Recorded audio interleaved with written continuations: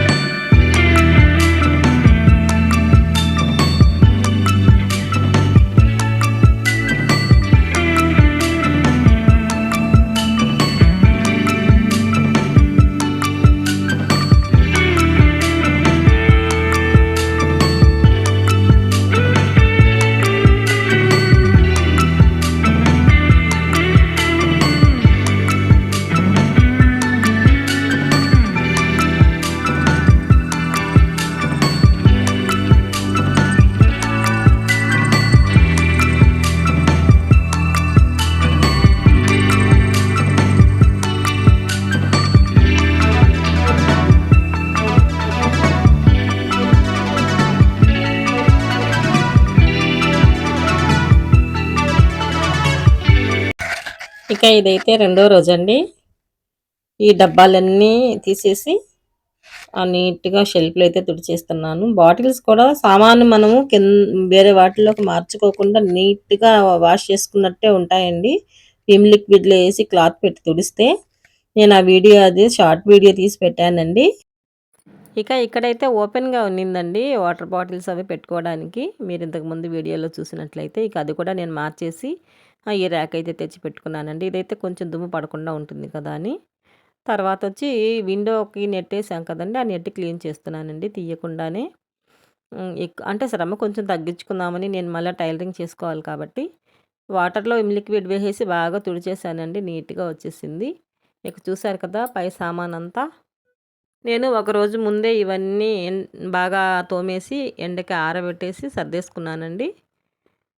ఇక ఇవి మాత్రము ఇప్పుడు కడిగి ఆరబెట్టుకొని ఇంక అవి తుడిచి సర్దుకుంటున్నాను.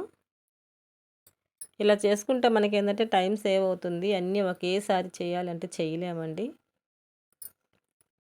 ఈ గిన్నెలు, ఈ సామాన్లయితే నేను ఎలా ఉన్నాయో అలా కొంచెం కొంచెంగా మార్పులు చేసి సర్దానండి. నేను ఒక్కసారి సర్దినట్టు మరోసారి సర్దనండి. మరి అది నాకలా ఎందుకవుతుందో తెలీదు. నాకలానే ఇష్టమండి. ఎప్పుడు ఒకేలాగా సర్దడం నాకు నచ్చదు. కాబట్టి కొద్ది కొద్దిగా అయితే మార్పులు చేస్తాను.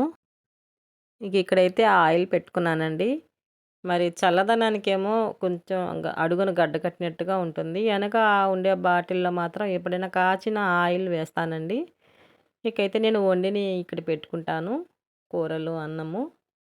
దానికి కిందగా అయితే ఒక ట్రేలో సీసాల్లో అన్నీ పెట్టానండి. ఊరగాయ అవన్నీ పెడతాను. ఇదైతే ఖర్జూరము. ఏయన్నా తిని మిక్చర్ అలా తెచ్చినప్పుడు ఆ బాటిల్‌లో వేస్తాను. వెనకైతే నా ఆస్తండి అది. దాని పైనగా వచ్చేసి ఏయన్నా ప్యాకెట్లు దాంట్లో వేస్తా ఉంటాను. పైనొచ్చేసి అప్పడాలున్నాయండి. ఈ చిన్న ట్రేల్లో అరల్లో అయితే పైనొచ్చేసి పెన్ను, ఒక చిన్న బుక్కు, గ్రైండర్‌ది అవి నట్లు ఉంటాయి. చెక్క స్పూన్లు, ప్లాస్టిక్ స్పూన్లు 2 అరలో ఉంటాయి. కింద అరలో అయితే స్టీల్ స్పూన్లుంటాయండి. ఇక ఈ డబ్బాల మీదైతే పప్పుల డబ్బాల మీదైతే నేనైతే అన్ని పేర్లు రాసి పెట్టేశానండి. పిండిలు అవన్నీ. ఎవరైనా సరే చూసినప్పుడు గబుక్కని తీసుకొని వాళ్ళు రాగి జావ ఏదైనా చపాతీయో చేసుకోవడానికి మంచిగా ఉపయోగపడుతుందనేసి. ఇంకా దాని కిందైతే మిక్సీ, గ్రైండరు, ఇంకా ఫ్రూట్ బాస్కెట్ ఇవైతే బ్రెడ్ ఏదన్నా తెచ్చినప్పుడు పెట్టుకుంటామండి. ఇంకా మస్కిటో బైటు, వీటిల్లో వచ్చి చార్జర్లు, ఆ బాక్సులు కూడా కొన్ని ఖాళీయేనండి. దాని కిందగా వచ్చేసి బియ్యం ఆ వెనకున్న బాటిల్స్ అయితే ఎప్పుడైనా వాడుతుంటామండి. ఈ సిల్వర్‌వి కూడా అలానే ఇడ్లీ పాత్ర కూడా ఎప్పుడన్నా వాడతాము. ఆ ప్లాస్టిక్ బకెట్‌లో అయితే మిగిలిన సామానంతా ఉంటదండి. అంగట్లో తెచ్చిన గ్రోసరీస్ అంతా. ఇక ఈ ట్రేలో అయితే నేనేం సర్దుకున్నానో చూసేయండి. మ్యూజిక్ యాడ్ చేస్తాను.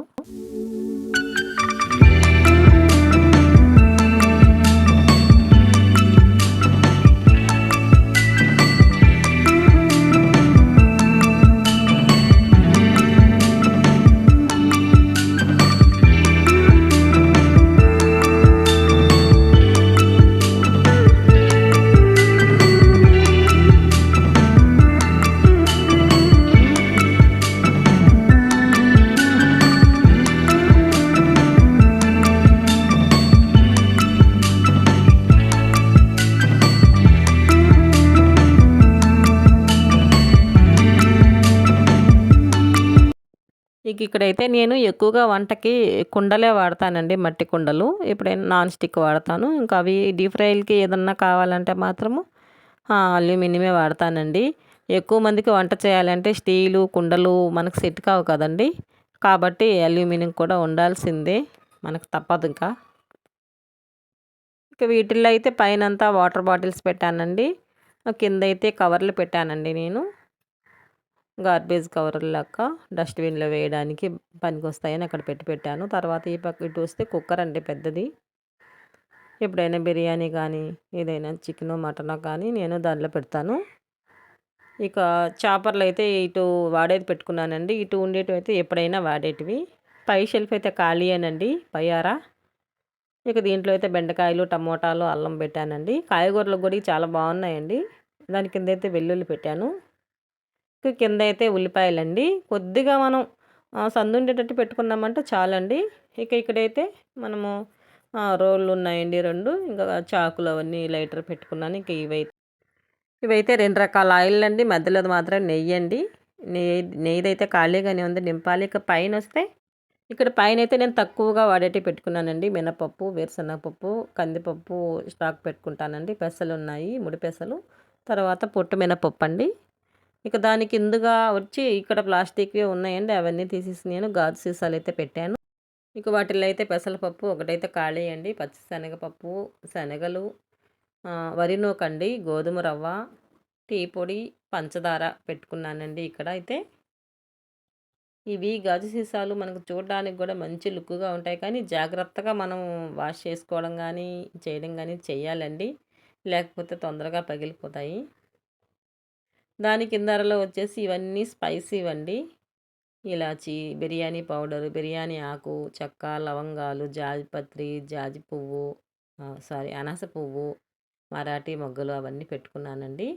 దాని కిందుగా వచ్చేసి మసాలా పొడులండి. అన్నీ మిరియాల పొడి, జీలకర్ర పొడి, చికెన్ పొడి నుంచి గరం మసాలాలు, పసుపు, జీలకర్ర పొడి అవన్నీ ఉంటాయండి. ఇవన్నీ గూడా నేను చేసి పెట్టుకుంటానండి. పసుపు అవి తప్ప. ఇవన్నీ అయితే పోపు దినుసులండి. మిరియాలు, ధనియాలు, మెంతులు, మినపప్పు, జీలకర్ర, ఆవాలు అవండి. దాని కిందుగా వచ్చేసి విజిల్లు అవన్నీ ఉంటాయి. తర్వాతొచ్చి కాబూలి శనగలు, చింతపండు, కందిపప్పు, కారము, రాక్ సాల్టు ఉంటుందండి. ఇంకైతే పైన గరిటెలు తగిలిచ్చేసాను. పైన ఆకులు కూడా నేను బాగా వాష్ చేసేసి వేసేసానండి. కొత్తగా ఏంటంటే ఆ పువ్వులు పెట్టానండి.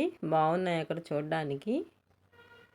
మనకు వంటింట్లో ఫ్రెష్ లుక్‌గా ఉండిందంటే మనం వంట కూడా చాలా హెల్తీగా, చాలా మనం ఆనందంగా చేస్తామండి. కాబట్టి అన్నీ కూడా బాగా కుదురుతాయి. బాగా ఆరోగ్యంగా ఉంటామనేది నా ఒపీనియను.